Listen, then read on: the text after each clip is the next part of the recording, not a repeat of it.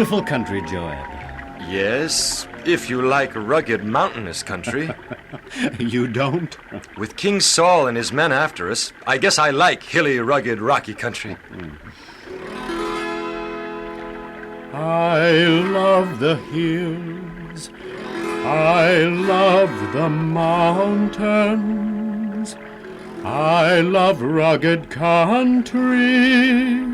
So from King Saul I might hide. Has the king actually left the royal palace and come after us? Our spies report so, sir. King Saul himself or his general? The king himself, sir. Then we'd better keep on the move lest he actually catch up with us.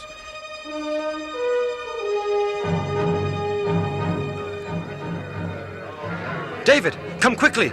One of our outpost guards approaches with a prisoner. Oh, those colors of his uniform. He must be a... Why, that's Jonathan! Jonathan! David! Oh, I have had a terrible time getting here, but now that I'm here, it was worth it. Oh, it's good to see you again, my friend. I'm so happy to see you, Jonathan, and surprised. Is our place of refuge here so well known that it's possible just to walk in? Oh, no, David. It is not. Believe me, it is not. I had a hard time locating your camp. But if you can find it, so can your father, the king. Oh, he won't, David. Have no fear of that. The hand of my father Saul will not harm you. What? You will be the next king over Israel. My father knows these things, and that's why he's insane with anger and ceases not to attempt to put an end to your life. But what do the people think about it? Do they complain that the king spends more time and energy hunting me than he does fighting the enemies of Israel? Yes, but what good does it do? In his younger days, he was a good man, a good king. Power and greed and pride have made many good men travel the path of evil. But then I fear for myself that when I become king, I too will forget God and seek only power and influence. There's only one way to ensure against going on that downhill path to oblivion: prayer, daily devotion, obedience to the will of God, and dependence upon the power of God. Jonathan, my friend, I love you. I respect you. You're my best friend. But never before have I realized that you were such a deep thinker. Oh, am I? You are. Are you hungry, perchance? I am, but not perchance. It was destined that way. About this time, every day, I get hungry. Well, I think they have dinner about ready, so come and join us. Your Highness, dinner is served. Oh, gladly. Meanwhile, King Saul at his royal palace at Gibeah has just accorded audience to a group from Ziph. You may rise and state your mission. Your Majesty, great and mighty King of Israel, we are come to reveal unto the king a secret. A secret? Reveal it to me? What sort of secret? The hiding place of David and his men, Your Majesty. You know where he is? We do, Your Majesty. Well, where? Where is he? Tell me quickly. He is hiding in strongholds in the woods and hills of Hekhilah. Now, therefore, O king, come you and your men of valor and fulfill the desire of your heart. Take David and do unto him as seemeth good to thy soul. At last, I'll have him in my hand. Our part, O king, shall be to deliver David into thy hand. Blessed be ye of the Lord, for ye have compassion on me. Thank you, Your Majesty. Now, do you know exactly where he is? As we told you, Your Majesty, David and I his want to men- know exactly where David is. He lurks in the woods and hills of Yes, I Hekhilah. know all that. I also know that David is a wise man. He deals subtly. He is here today, gone tomorrow.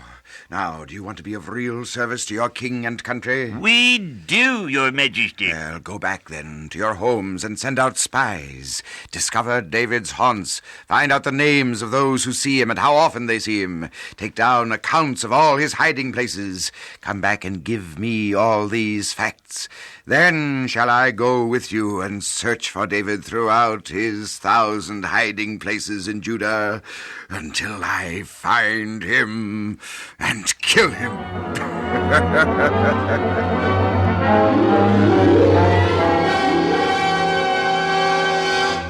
Long live the king! You're back, eh? Well, did you find out all the things that I told you to find out? Yes, Your Majesty. We know where David is to be found at almost any given moment. Scribe, take down all the information these men have. Names, places, dates, all of it. And, Abner, Yes, Your Majesty. prepare immediately to go to Ziph. Yes, sir. Long live the king.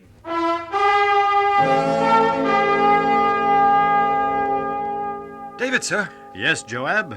King Saul is on his way here to capture you. Someone must have betrayed our position. How close is King Saul? Very close, sir. He travels with a small company and swiftly. We'll move on immediately then. The king keeps after us, sir. He just won't give up. Then we'd better be on the move again. Yes, sir.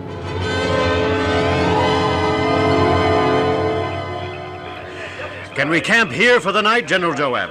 It's on the side of a mountain, sir. Rather steep incline and rough and rocky for a campsite. Which makes it that much more safe, doesn't it? Yes, sir. All right, men. This is where we'll stay for tonight. Get the usual guards out.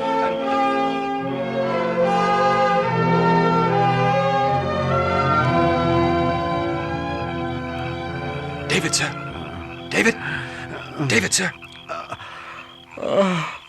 What is it, Joab? We've just learned that King Saul and his men are camped on the other side of this very mountain. What are we to do, sir? Go back to sleep until morning. Yes, sir.